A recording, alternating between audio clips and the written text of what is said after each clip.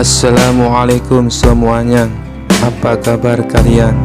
Semoga dalam keadaan sehat dan dilancarkan rezekinya oleh Allah. Amin ya robbal alamin.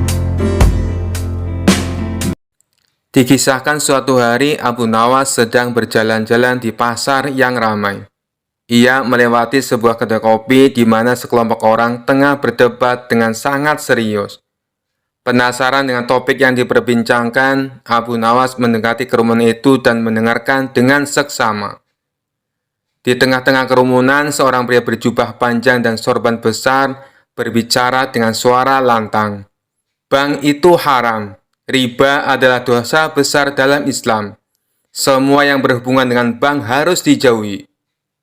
Pria lain yang tampak sebagai seorang pedagang kaya membalas, "Tapi bagaimana mungkin kita berbisnis tanpa bank? Bank memudahkan transaksi dan penyimpanan uang kita."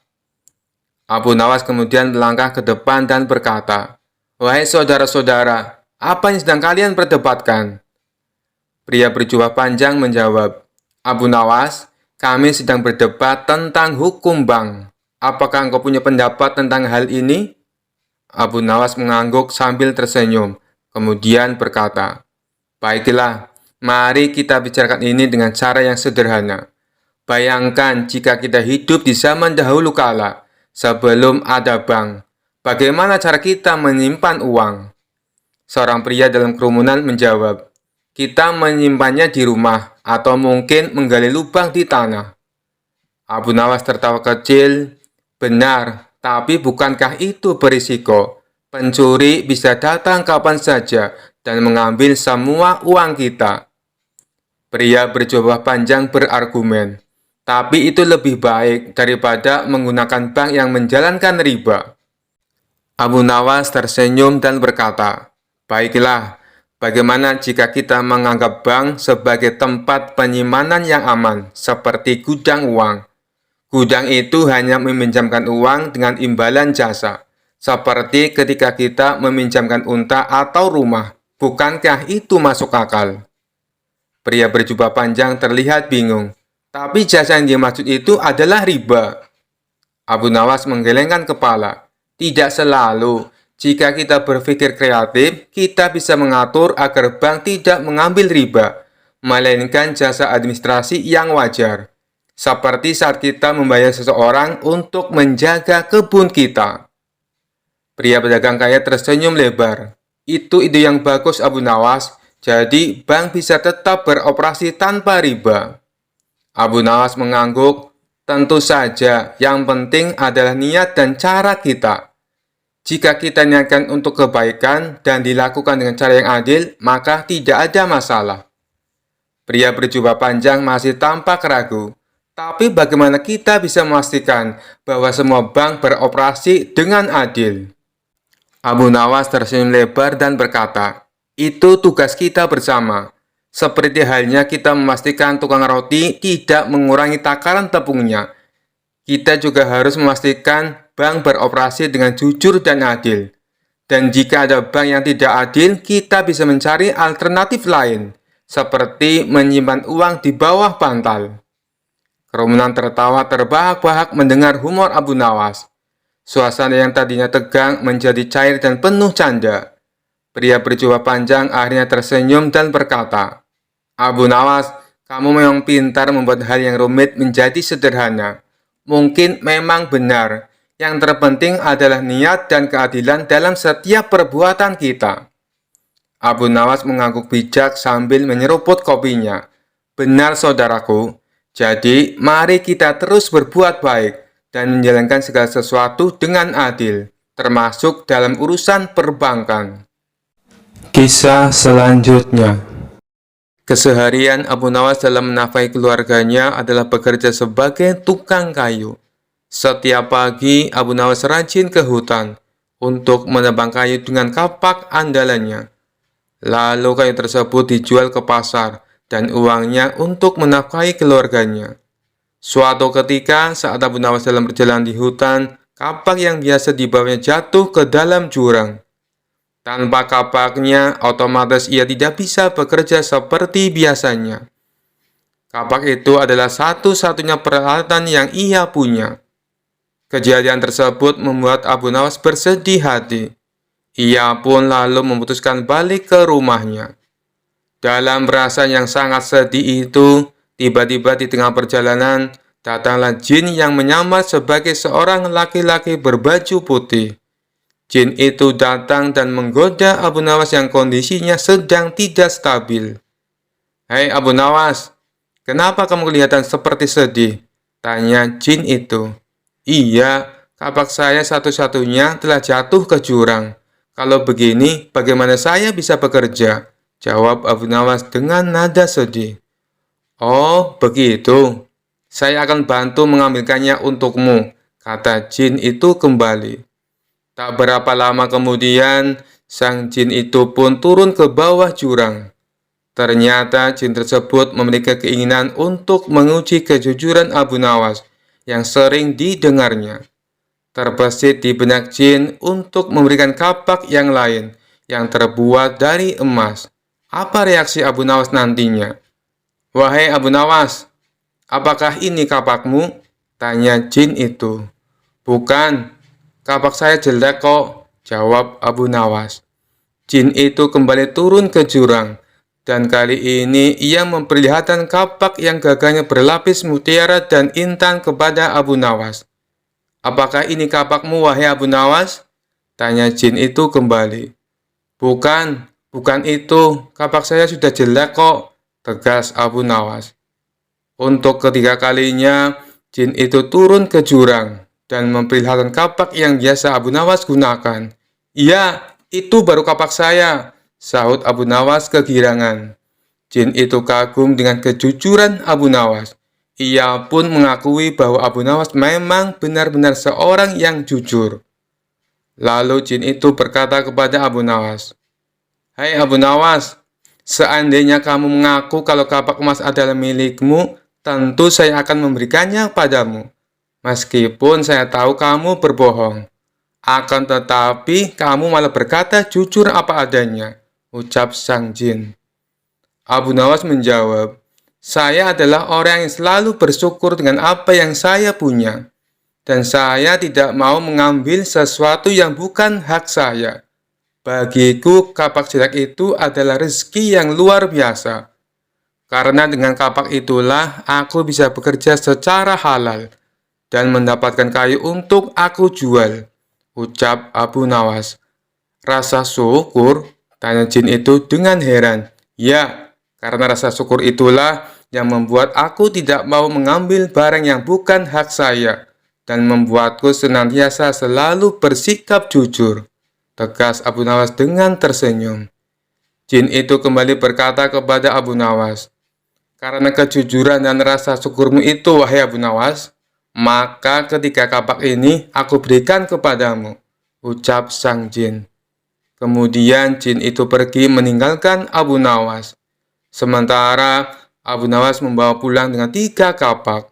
Kapak jelek yang biasa dia gunakan, kapak yang terbuat dari emas, dan kapak yang gagahnya berlapis mutiara dan intan. Kisah selanjutnya. Kisah ini berawal ketika Baginda Raja baru pulang dari negeri seberang. Ia pun menceritakan pengalamannya selama tinggal di sana, termasuk mengenai seorang pengawal pribadi Raja negeri seberang yang terkenal sakti. Si pengawal tersebut bisa muncul tiba-tiba tanpa diketahui dari mana ia datang. Mendengar cerita Baginda Raja, sang menteri pun merasa takjub. "Maksud Paduka, pengawal itu bisa muncul tiba-tiba?" tanya sang menteri merasa heran.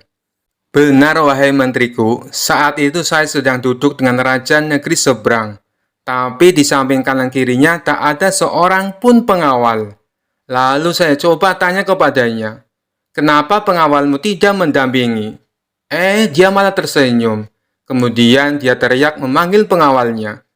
Tiba-tiba di hadapan kami sudah berdiri seorang pengawal, yang entah datangnya dari mana," kata Baginda Raja menjelaskan. "Bisa jadi pengawal tersebut sebenarnya adalah jin Paduka," timpal sang menteri. "Mungkin juga bisa jadi dia adalah jin," balas Baginda Raja. Setelah mendengar cerita tersebut, sang menteri muncul ide akan sebuah tantangan. Kemudian ia mengungkapkan idenya tersebut kepada Baginda Raja. Paduka yang mulia, bukankah selama ini tantangan Paduka selalu berhasil dikalahkan Abu Nawas? Bagaimana kalau Abu Nawas ditantang seperti pengawal sakti itu? Kata sang menteri mengusulkan. Tantangan? Tantangan apa? Aku belum paham dengan maksudmu, tanya Baginda Raja bingung. Begini Paduka, Abu Nawas kita tantang hadir di depan Paduka. Tapi tidak boleh dengan jalan kaki, tidak boleh berkendaraan, dan tidak boleh kelihatan. Dia harus datang tiba-tiba seperti pengawal itu, kata sang menteri menjelaskan. Bagus sekali ide kamu, saya setuju. Kali ini Abu Nawas pasti akan kalah, balas Baginda Raja kegirangan. Tanpa membuang-buang waktu, Baginda Raja langsung memerintahkan beberapa pengawal untuk memanggil Abu Nawas. Singkat cerita, datanglah Abu Nawas menghadap Baginda Raja. Wahai Abu Nawas, apakah kamu masih berani menerima tantanganku? Tanya Baginda Raja. Tentu saja saya berani Paduka. Tapi saya perlu tahu apa impiannya kalau saya berhasil. Kata Abu Nawas balik bertanya. Karena tantangan ini sangat sulit dan mustahil, hadiahnya akan aku tambah menjadi 1000 dinar. Tapi bila kamu gagal, sebagai hukumannya, kamu harus memandikan kuda-kuda istana selama sebulan. Dan semua hadiah yang selama ini aku berikan, harus kamu kembalikan. Karena hadiah tersebut akan aku serahkan kepada menteriku. Sebab dialah yang punya ide tantangan ini. Apa kamu bersedia? Tanya Baginda Raja kembali. Mendengar hadiah yang begitu besar, spontan Abu Nawas langsung tergiur. Baik Paduka yang mulia, saya sangat bersedia, sahut Abu Nawas dengan muka berseri-seri. Kemudian Baginda Raja memberitahu tantangan yang akan ia berikan. Besok kamu harus ada di sini persis seperti sekarang ini, berdiri tepat di hadapanku.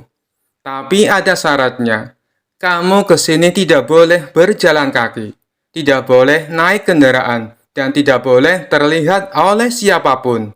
Pokoknya tahu-tahu kamu sudah ada di sini, jelas Baginda Raja. Seketika jantung Abu Nawas langsung berdebar kencang mendengar tantangan tersebut. Ini tantangan yang mustahil, mana mungkin aku bisa melakukannya, pikir Abu Nawas. Di tengah kebingungan Abu Nawas, Baginda Raja kembali berkata, kalau kamu membatalkan tantangan ini, itu saja kamu mengaku kalah. Dan itu berarti kamu harus menjalani hukuman dan menyerahkan semua hadiahmu kepada menteriku. Sementara sang menteri merasa puas dengan ide tantangan yang dimilikinya. Mampus kau Abu Nawas, kau akan menderita selama sebulan, ucap sang menteri dalam hati. Nasi sudah menjadi bubur, Abu Nawas tak mungkin membatalkan tantangan tersebut. Ia pun lalu mohon diri kepada Baginda Raja untuk pamit pulang ke rumahnya. Setibanya di rumah, Abu Nawas duduk di teras rumah sambil memutar otaknya. Ia terus memikirkan cara agar terlepas dari hukuman. Namun sampai waktu menjelang sore, ia tak juga menemukan solusinya. Hampir saja Abu Nawas dibuat stres karena akan cerdiknya menemukan jalan buntu. Saat ia tengah termenung, salah seorang tetangganya lewat di depan rumah Abu Nawas dengan memanggul karung yang besar. Iseng-iseng Abu Nawas bertanya kepadanya, "Wahai kawan, apa yang kau bawa itu?" Tetangganya menjawab, "Kambing Abu Nawas." "Kambing? Kenapa tidak dituntun saja? Itu akan meringankan pekerjaanmu," kata Abu Nawas menyarankan. "Saya sengaja Abu Nawas, biar orang-orang tidak tahu," balas tetangganya. Dari situlah akhirnya Abu Nawas menemukan solusi atas tantangan Baginda Raja. Kemudian Abu Nawas pergi menemui menteri yang punya ide tantangan tersebut. "Tuan Menteri, sepertinya besok saya akan dihukum. Tapi bolehkah saya minta tolong?" pinta Abu Nawas. "Minta tolong apa?" tanya sang menteri. "Besok ambillah karung yang ada di rumahku dan bawalah ke hadapan Baginda Raja," ucap Abu Nawas. "Apa isi karung itu?" Tanya sang menteri kembali. Isinya semua hadiah dari baginda raja. Selama ini aku kumpulkan di dalam karung tersebut. Bukankah nantinya juga akan jadi milikmu? Ujar Abu Nawas. Oh, baiklah Abu Nawas. Saya siap, balas sang menteri. Esok paginya sang menteri menuju rumah Abu Nawas. Sesampainya di sana, ia hanya menjumpai istrinya. Mana Abu Nawas? Tanya sang menteri. Abu Nawas sudah berangkat ke istana, jawab istri Abu Nawas. Kemudian istri Abu Nawas menunjukkan karung yang akan dibawa oleh Tuan Menteri. Dengan hati gembira, sang menteri memanggulkan tersebut sampai ke istana. Meskipun terik matahari sangat panas tak membuat sang menteri merasa letih. Karena rasa letihnya terobati dengan hadiah yang akan ia dapatkan. Setelah sang menteri tiba di istana, ia pun segera menghadap baginda raja. Apa yang kau bawa itu? Dan mana Abu Nawas? Tanya baginda raja. Bukannya Abu Nawas sudah ke sini? Kata istrinya, ia sudah berangkat dari pagi Paduka. Dan karung ini adalah semua hadiah yang Abu Nawas kumpulkan. Jawab sang menteri. Mana? Sampai saat ini Abu Nawas belum kelihatan. Ya, sudahlah. Kita tunggu saja. Sekarang, buka ikatan tali karung itu. Aku ingin melihat isinya. Sang menteri pun langsung membuka ikatan tali karung tersebut. Ketika karung itu terbuka, tiba-tiba muncul Abu Nawas dari dalam karung. Hamba sudah di sini Paduka, seperti yang Paduka inginkan. Tidak berjalan kaki, tidak berkendaraan, dan tidak diketahui oleh siapapun, ucap Abu Nawas. Sontak baginda raja dan sang menteri terkejut dibuatnya. Baginda raja pun langsung tertawa terpinggal-pinggal dengan tingkah Abu Nawas ini. Kamu memang cerdik Abu Nawas, puji baginda raja sambil terus tertawa. Sementara sang menteri yang punya ide tantangan ini malah mendapatkan sial. Ia bukan hanya gagal mendapatkan hadiah, tapi tanpa ia sadari, ia malah membantu Abu Nawas dalam menjalankan tantangannya. Kisah selanjutnya. Dikisahkan Abu Nawas mempunyai tetangga seorang tuan tanah yang kaya raya. Hampir seluruh penduduk desa bekerja di perkebunannya. Namun tuan tanah tersebut mempunyai sifat pelit dan bahil. Tak hanya itu, selain berprofesi sebagai tuan tanah, ia juga menjadi rentenir. Hal inilah yang membuat Abu Nawas resah. Selaku ulama sufi, ia ingin membuat tetangganya itu bertobat atas perbuatannya. Setelah merenung agak lama, akhirnya Abu Nawas menemukan ide yang cemerlang. Pada esok harinya, Abu Nawas menemui kawan-kawannya yang lagi tongkrongan di warung. Tadi malam, aku mimpi dapat wangsit yang tidak bisa aku tolak, ucap Abu Nawas membuka percakapan. Salah satu kawan Abu Nawas bertanya, apa isi wangsit dalam mimpimu? Abu Nawas menjawab, aku mendapatkan wangsit apapun yang dititipkan padaku, maka akan beranak. Maksudnya bagaimana wahai Abu Nawas? Tanya mereka bingung. Kalau kalian menitipkan padaku 1 ayam, maka dalam beberapa hari ayamnya akan beranak. Dan ayam kalian akan menjadi bertambah. Begitu pula, bila kalian menitipkan uang atau aku meminjam uang, maka beberapa hari kemudian, uang kalian akan beranak. Dan tentunya uang kalian akan bertambah. Jelas Abu Nawas. Sebagian kawannya ada yang percaya, ada juga yang tidak percaya. Jangan-jangan ini cuma akal bulus Abu Nawas untuk meminjam uang.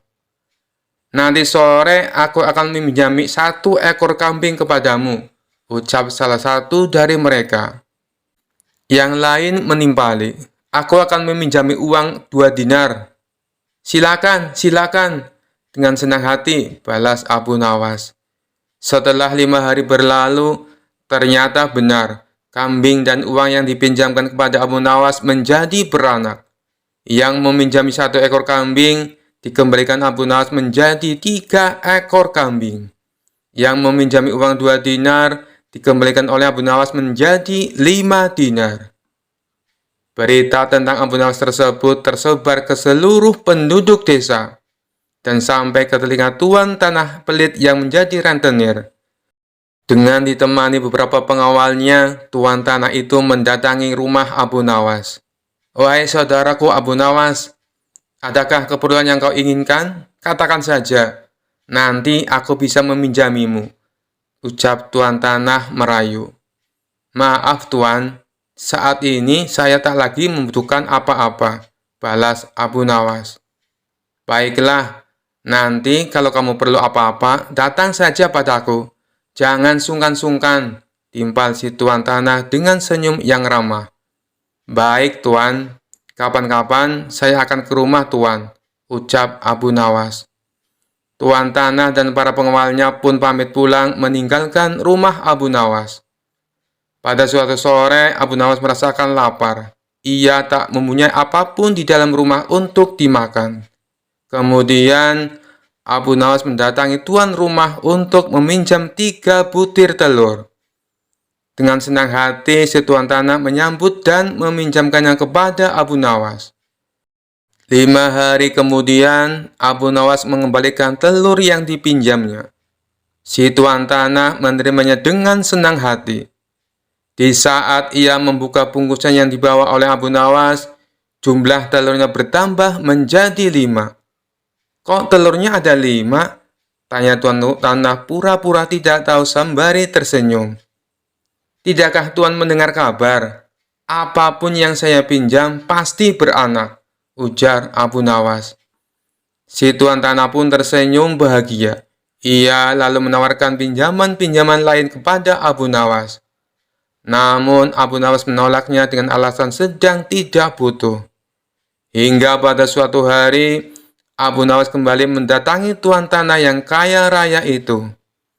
"Ada perlu apa wahai saudaraku Abu Nawas?" tanya si tuan tanah. "Saya ingin meminjam uang 1.000 dinar," jawab Abu Nawas.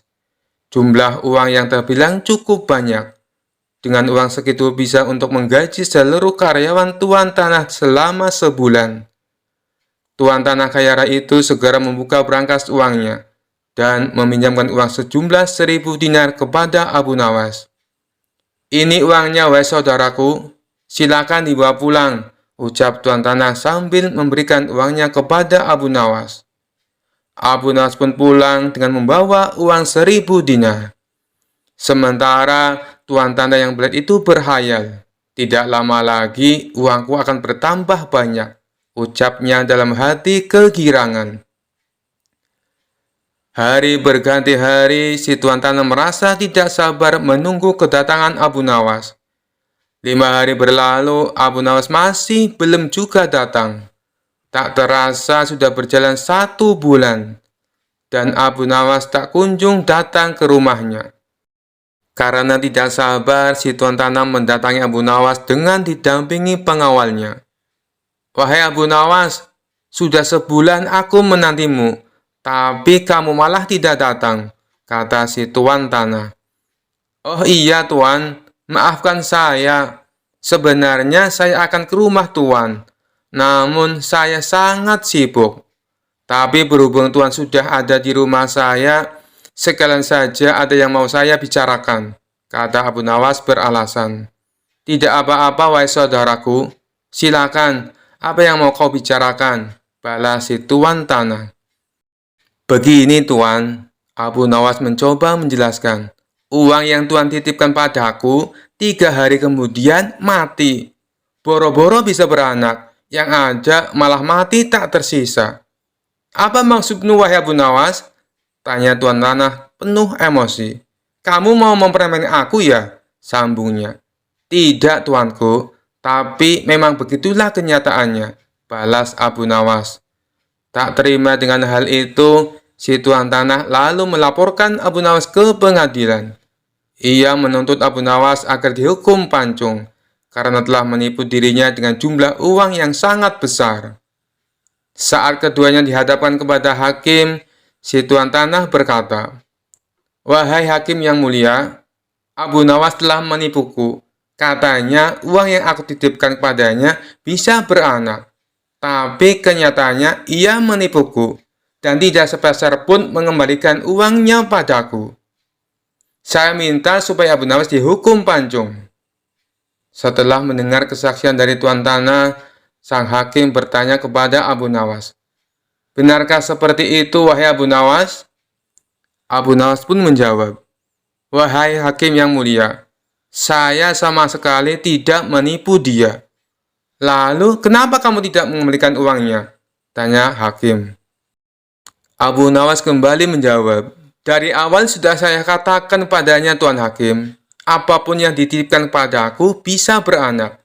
Dan kebetulan uang yang ia titipkan padaku bukannya beranak, tapi malah mati. Dan aku tak mungkin mengembalikannya karena sudah mati. Bukankah sesuatu yang beranak pasti bisa mati?" kata Abu Nawas menjelaskan. Sang hakim manggut-manggut dan membenarkan ucapan Abu Nawas. Memang segala sesuatu yang beranak cepat atau lambat pasti akan mati. Dengan ini, Abu Nawas dibebaskan dari segala tuduhan dan tidak diwajibkan untuk mengganti rugi. Mendengar keputusan itu, si tuan hakim tanah langsung jatuh pingsan. Ia telah tertipu oleh wataknya sendiri sebagai orang yang gigih dan berprofesi sebagai rentenir. Kisah selanjutnya. Kala itu kota Baghdad mendadak gempar oleh kehadiran orang asing. Persoalannya bukan pada orangnya, melainkan orang asing tersebut tidak mempercayai adanya Tuhan. Bukan hanya itu, ia juga menantang orang-orang muslim berdebat mengenai adanya Tuhan. Kabar ini pun sampai ke telinga Baginda Raja. Karena dianggap bikin resah masyarakat, orang asing ini lalu dipanggil ke istana. "Apa tujuanmu membuat onar di negeri kami?" tanya Baginda Raja. Orang asing ini menjawab, "Untuk apa mengaku bertuhan kalau tidak bisa menjawab pertanyaanku?" Kemudian Baginda Raja bertanya kembali, "Apakah kamu tidak percaya adanya Tuhan?" Dengan tegas orang itu menjawab, "Tentu saja saya tidak percaya adanya Tuhan, dan saya juga tidak percaya adanya akhirat." Mendengar itu, Baginda Raja sempat terkejut. "Tapi saya dan rakyatku percaya adanya Tuhan. Berarti keyakinan kita berbeda. Jadi jangan ganggu rakyatku," tegas Baginda Raja. "Kalau Paduka Raja percaya adanya Tuhan, bisakah Paduka menjawab 3 pertanyaanku?" tanya orang asing tersebut. "Silahkan," balas Baginda Raja. Pertanyaan pertama, orang Islam meyakini bahwa dunia dan seisinya adalah ciptaan Allah. Lalu, siapakah yang menciptakan Allah? Bukankah sesuatu yang ada pasti ada penciptanya? Pertanyaan yang kedua, katanya di dalam surga manusia tidak akan berak ataupun kencing, sedangkan mereka makan dan minum setiap hari. Bagaimana mungkin ini bisa terjadi? Padahal segala sesuatu yang akan dimasukkan pasti akan keluar, entah itu dengan bentuk yang lain. Dan pertanyaan yang ketiga, orang Islam meyakini kalau setan terbuat dari api, tapi katanya setan akan disiksa dengan api neraka. Mana mungkin api bisa menyakiti api? Mendengar pertanyaan orang asing itu, Baginda Raja hanya terdiam. Bisa saja ia menjawab berdasarkan hadis dan Al-Quran, tapi karena yang dihadapi adalah orang yang tidak percaya Tuhan, maka dijawabnya harus dengan logika. Kemudian salah satu menterinya membisikkan kepada Baginda Raja, "Paduka, kalau soal beginian serahkan saja pada Abu Nawas. Ia pasti bisa mematahkan argumen orang asing itu." Baginda Raja menyetujui usulan menterinya. Maka dipanggillah Abu Nawas ke istana. Singkat cerita, Abu Nawas pun datang menghadap Baginda Raja. Ia lalu dipersilakan duduk di sampingnya. "Ada apa, Paduka? Kenapa tiba-tiba memanggil hamba?" tanya Abu Nawas. "Begini Abu Nawas, orang asing ini tidak percaya adanya Tuhan, dan dia mengajukan 3 pertanyaan, tapi jawabannya harus masuk akal," ujar Baginda Raja. Sekilas Abu Nawas menatap orang asing tersebut. Oh, ini orangnya yang bikin gempar kota Baghdad, pikir Abu Nawas. Abu Nawas lalu menghampiri orang asing itu dan duduk tepat di hadapannya. Silakan, apa yang ingin kau tanyakan? Ucap Abu Nawas dengan penuh percaya diri. Orang asing tersebut memulai pertanyaannya. Anda sebagai orang muslim tentu percaya bahwa segala sesuatu, baik yang terlihat maupun yang tidak terlihat, pasti ada yang menciptakan. Iya, tentu saja, saya percaya, jawab Abu Nawas. Sekarang saya mau bertanya, siapakah yang menciptakan alam semesta dan seisinya? Tanya orang asing itu. Yang menciptakan alam semesta dan seisinya adalah Allah Tuhan saya, jawab Abu Nawas. Oh, baiklah. Lalu siapakah yang menciptakan Allah? Bukankah tadi Anda mengakui bahwa segala sesuatu, baik yang terlihat maupun tidak terlihat, pasti ada yang menciptakan? Tanya orang asing itu kembali. Sejenak Abu Nawas terdiam. Ia pun lalu berkata, Anda pasti tahu kalau kami selaku orang Islam mengakui hanya ada satu Tuhan. Kita istilahkan saja Tuhan dengan angka 1. Sekarang gantian aku yang bertanya. Angka 3 berasal dari angka berapa? Tanya Abu Nawas. Angka 3 berasal dari angka 2 ditambah 1, jawab orang asing tersebut. Tepat sekali. Kalau angka 2 berasal dari angka berapa? Tanya Abu Nawas kembali. Angka 2 berasal dari angka 1 ditambah 1, jawab orang asing itu. Benar sekali. Sekarang kalau angka 1 itu sendiri berasal dari angka berapa? Tanya Abu Nawas. Orang itu kaget dengan pertanyaan tersebut. Ia hanya terdiam tak bisa menjawabnya. Kemudian Abu Nawas berkata kembali, pada intinya semua angka pasti ada awalnya. Entah itu angka 5, angka 4, ataupun angka 10. Dan angka-angka tersebut diibaratkan alam semesta ciptaan Allah. Apabila kamu bertanya siapa yang menciptakan Allah, sama halnya saya bertanya dari mana angka 1 itu ada. Kamu pasti tidak akan bisa menjawabnya, jelas Abu Nawas. Orang itu pun langsung terdiam merenungi kata-kata Abu Nawas. Untuk jawabanmu atas pertanyaanku yang pertama masuk akal juga. Sekarang pertanyaan yang kedua. Kalian sebagai muslim pasti meyakini kelak hidup di surga tidak akan berak dan kencing. Padahal di sana kalian makan dan minum setiap hari. Mana mungkin itu bisa terjadi? Jelaskan padaku, tanya orang asing tersebut. Baik, akan saya jelaskan. Selama kamu dalam kandungan rahim ibumu, tentunya kamu makan dan minum, bukan? Karena menurut ilmu medis, seorang janin memakan sesuatu yang dimakan ibunya. Lalu ketika kamu dalam kandungan ibumu selama 9 bulan, apakah kamu pernah berak ataupun kencing? Untuk kedua kalinya pertanyaan orang asing itu bisa dijawab dengan mudah oleh Abu Nawas. Baik, jawabanmu masuk akal. Sekarang pertanyaan terakhir. Kalian sebagai muslim pasti meyakini kalau setan terbuat dari api dan neraka juga terbuat dari api. Tapi yang membuat saya heran, katanya setan akan disiksa dengan api neraka. Mana mungkin api bisa menyakiti api? Itu hal konyol yang pernah saya dengar, ujar orang asing tersebut. Bisakah kamu menjelaskannya?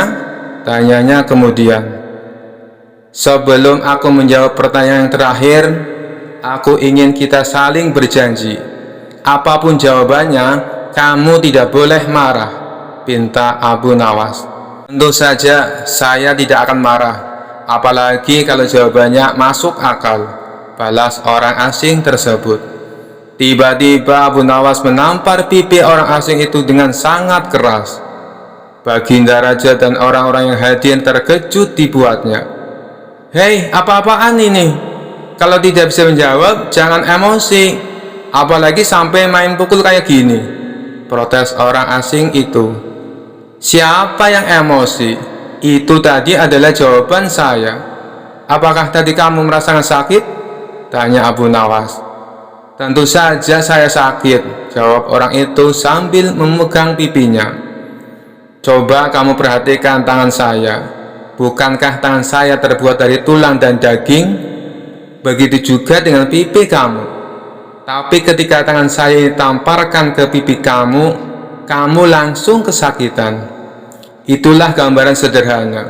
Kalau api neraka bisa menyakiti setan, setan pasti akan merasa kesakitan, meskipun ia sama-sama terbuat dari api, kata Abu Nawas menjelaskan.